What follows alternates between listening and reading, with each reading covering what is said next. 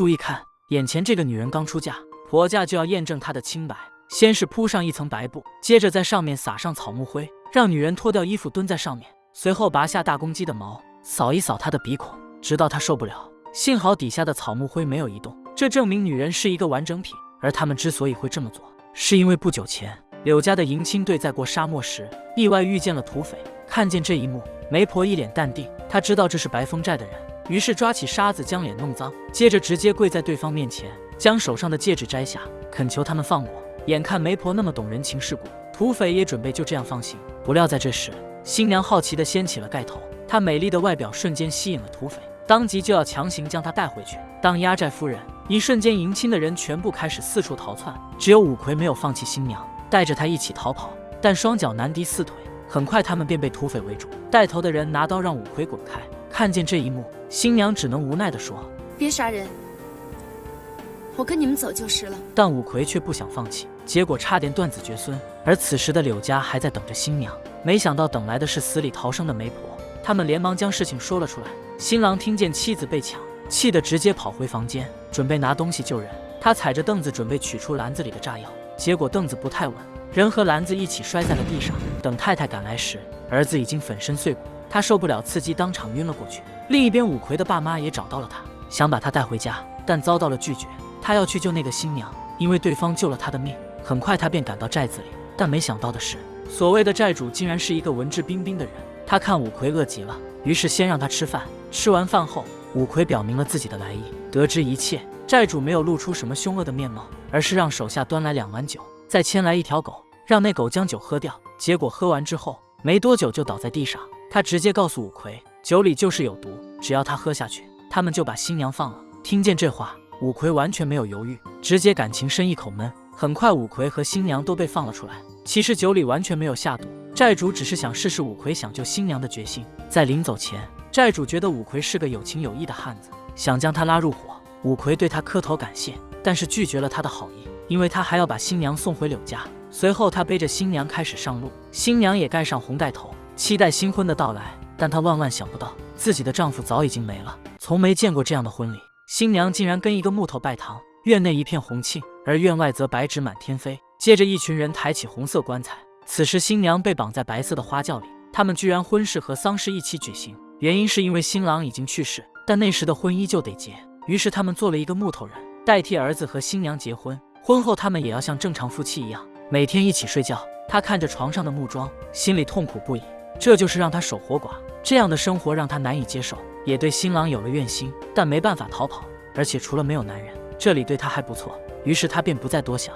此时另一边，五魁因为救了新娘，柳家人决定给他一个工作，一想到可以包吃包住，老实的五魁二话不说就答应下来。平常女人也会来五魁家洗衣服，五魁对她非常好，一些能帮忙的活都会主动帮。看到女人衣领未洗，露出些许春光，他也呆愣愣地看着。被对方发现之后，又傻憨憨地笑着。女人也发现了自己的失态，一边整理一边让五魁把衣服换下来，自己顺便帮他洗洗。但五魁却无奈地说，自己只有这一件衣服。听见这话，女人晚上便在家翻箱倒柜，把亡夫的衣服找了出来。第二天洗干净晾出来送给五魁，但老实巴交的他完全没读懂女人的意思，这可把对方气够呛。你是木头呀，还要我亲手交给你不成？五魁一脸懵，不知道自己做错了啥。女人从没见过这么呆的人，于是直接把他带到外面让他看。五魁这才明白过来，一脸兴奋地冲上楼，将衣服全部收下，高兴地在房间里上蹿下跳。结果这一幕却被柳太太看见，于是他晚上直接给了女人一个下马威，说这条裤子从五魁的工钱里扣，这让女人很不爽。第二天直接将木头砸在了地上，随后丢到外面。下人让他道歉，但他却说，不要这死木头，我不要，我不要。见他把自己儿子扔在地上，柳太太瞬间怒了，让他拿回去铺上。可愤怒的女人却不同意，结果被打了一巴掌。他是你男人，你不赔谁赔？还好下人帮他说话，这才让柳太太放过了他。但女人仍然不愿意屈服，她宁愿死也不想过这种日子。好在五魁将她救了回来，父亲在门外开导他，让他认命，随后将其送回了柳家，并向柳太太道歉。女人回来就被锁在房间，饭菜都是被人送来。五魁于心不忍，过来劝导她不要自寻短见，结果女人瞬间破防，抱着五魁痛哭起来。一瞬间气氛开始暧昧，两人一发不可收拾。注意看，这个女人被五花大绑，两个男人将她架在桌上，他们拿着刀将她的脚筋全部挑断。她原本是柳家的少奶奶，却活得无比凄惨，因为她嫁给了一个木头人，每天守着活寡。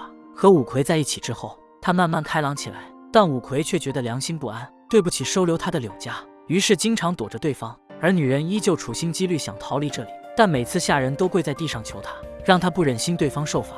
晚上柳太太叫来女人，想和她谈谈心，结果却无济于事。而五魁也明白女人的处境，心里纠结万分，最终决定带对方离开。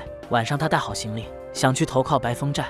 女人想让他带自己一起走，可话音刚落，柳家人就跑了过来，他们将五魁暴打一番，然后赶走，而女人则被绑住，活生生挑了脚筋。五魁好不容易来到白风寨，结果发现这里尸横遍野，原来白风寨已经被官府剿灭，这下他最后一根救命稻草也没了。五魁痛苦地蹲在地上痛哭。1年后，一帮人闯进柳家，看上去像白风寨的人，定睛一看，领头人竟然是五魁。没想到他一人东山再起，自己重建了白风寨。他第一时间回到柳家，救出自己心爱的女人。他推开门，发现对方手被锁住，双腿已经被废，活得生不如死。五魁气愤不已，立刻让人给女人开锁，接着走到院子里，从腰间扯下一根绳子，丢在柳太太面前，让她自行了断。下人们跪在前面，但根本不敢求情，给他留个全尸。而柳太太却无比淡定地说：下贱。直到他去世，都还在维护他的封建礼数。最终，五魁换了一身衣服，背上当初送他来的椅子。这时，手下给女人换上新娘服，从屋里抬了出来。曾经五魁是怎么把她背回来的，现在就怎么背回去。此时，五魁的眼神已经变了，早已经不是当初老实巴交的男人。故事到此结束。电影讲述了封建社会的危害，这些各种各样的规矩，让当时的女性惨遭迫害。